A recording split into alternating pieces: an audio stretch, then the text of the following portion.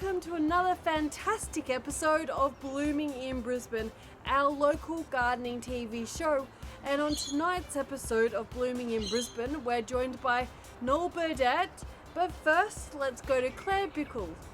Spring is one of the most fantastic times of year to get into the garden, because when you plant, things start to show you sort of some results straight away because of the warmer weather, and the soil temperatures have risen as well.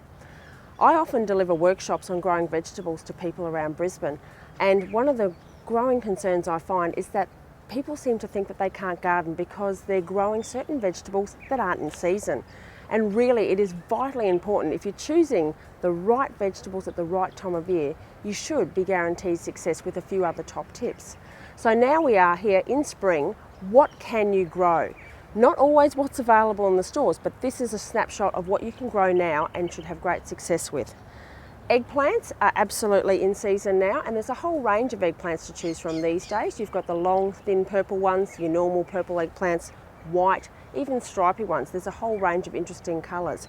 So there's lots of different types of eggplants you can grow. Other things in the same family as eggplant, the Solanaceae family, are things like your capsicums and your chilies. So there's a sea of chilies that you might have found in your garden during winter time, might have sulked a little bit spotty. They'll start to come away now the weather's warmed up, and by all means plant a whole range of new ones. Capsicums, once again, we're seeing a really big resurgence in people wanting a bigger variety. People don't just want red, yellow and sort of green capsicums. So now we're seeing that there's sort of mini chocolate ones, orange, and even these beautiful dark purple ones. Also in the Solanaceae family, eggplants, capsicums, chilies, tomatoes rounded off. So there's a whole sea of tomatoes as well, and we're seeing a lot of those heirloom varieties. The good old-fashioned Roma tomatoes, the egg-shaped ones are great. In the old-fashioned varieties, we've got Black Russian, there's green zebra, tigerella, there's all sorts of different shaped ones, yellow pear, but probably the cherry tomato that seems to be the best for taste and has won numerous times in the different Australian taste tests is the tomato tomito. So that's your little cherry one. Remember though, it will probably need staking, as will some of these other larger growing varieties. There is a new variety though that we've got on the market called Tomato Megabite, and it still gets that fantastic large fruit, but it's on a much shorter plant, so ideal for smaller gardens or even in pots or troughs.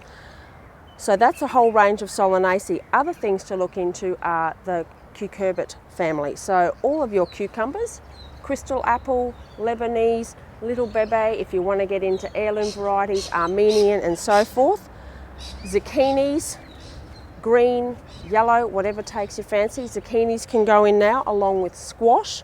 If you're wanting to grow lettuce, which most of us are, and you tend to find it is a bit more tricky during the warmer weather, they do tend to bolt to flower. The hearting lettuces won't heart, they need the cold weather, so you're better off trying with your loose leaf type, so your purple oak leaf, the green mignonette, which is just lovely, this one here. Even your cos lettuce isn't too bad, but just remember to grow them quickly. So liquid fertilise on a weekly basis because you want to grow them quickly, harvest them quickly before they're affected by any of the hot weather that we may be having. Also, corn is another one. Corn is fabulous to grow in the warmer weather. Just remember though, corn needs to be grown in a block. So you need to have at least 12 plants growing together so that they can cross-pollinate. And remember too that they're quite tall, so they're not the best for containers.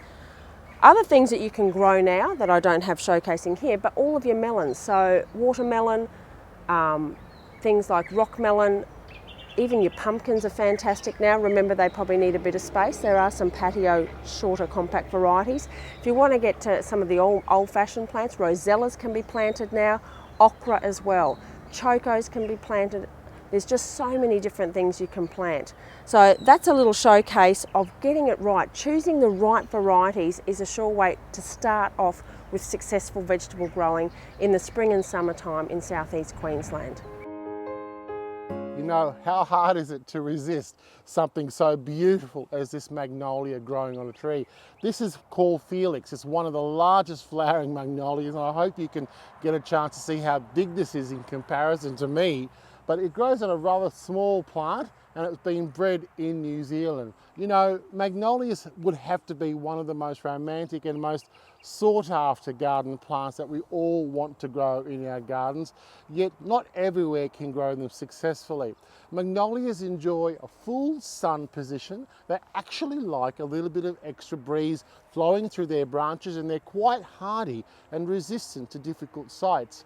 They're not happy, I would say, closest to the coast with a bit of extra salt spray, but they do like the inland areas. If you can provide them with a slightly acidic soil, you'll find they'll be happier. But in saying that, this is where it all gets a little confusing for some people. A handful of dolomite once a year gives them that little extra additive of calcium, which is what they need, and a bit of magnesium to keep them going as well. You know, magnolias are a beautiful plant to have in a garden, but one thing to remember, if you're looking for a magnolia this season for your home, then make sure that where you plant it is where it will stay. Magnolias do not like to be transplanted at any time once they have become established. This is a crucial thing to remember with all magnolias. They have a very slow growing root system, so they need to be watered on a regular basis so they can become fully established. Put them on a dripper system and keep them well mulched is a one sure way to make sure that those magnolias can settle in well in your garden. But if you get a chance to experience something so beautiful as this, please try your hand at them.